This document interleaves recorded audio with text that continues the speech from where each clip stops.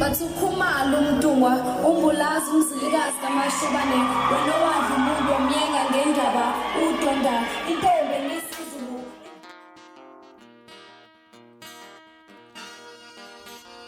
Kulokuthi ukhalatha sengikhona sengiphathi kuyona ichannel yakhe hamba phambili ngezo mina ngumfeza kuNtuthu ngakhumalo bathi ilasbo namagumede mhlawumbe emangabe usemusha like kanzo phinde ngicela nje show ukuthi uyasubscribe ungakhohlwa ukucomment nokulike kanjalo futhi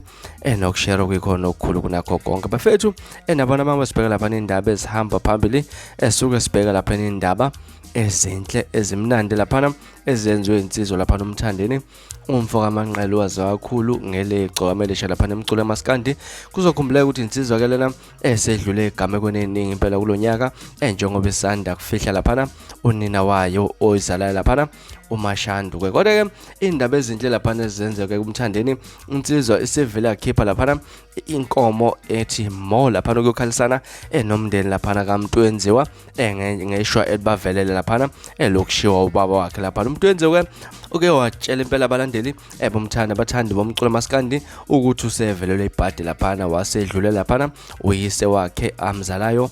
ukuthi lapha ke usasedlulile emhlabeni ke nabacula abaningi impela babhongile impela emswaneni emakhasini ku Facebook lapha badlulisa amazwi enduduzo kodwa ke insizwa uMthandeni uvele wenza okuhlukile lapha wakhipha lapha uGadlakazi lwenkomo lohamba lapha lo nikela emndenini wakaMuntuyenziwa nathi nje sirede nkezo esikushaya ihlombe likhulu isenze lapha nomThandeni ukuyokhalisana nje kakhulu lapha kanye nomNdeni wakakhanyile ukumndeni kaMuntuyenziwa ke mhlambe wena ukuthini kwakho ukuphala ngalolu daba izinto ezinhle zenziwe igcomelisha ake siphinde futhi sihlale ku-comment section esibhunge ngalolu daba ngaze kwethu izona indaba ezihamba phambili esikhathini samanje ningakhohlwa ke ukusubscribe nokulike kanjalo futhi nokushare kukhona okukhulu kunakho konke bese nisiphatha kahle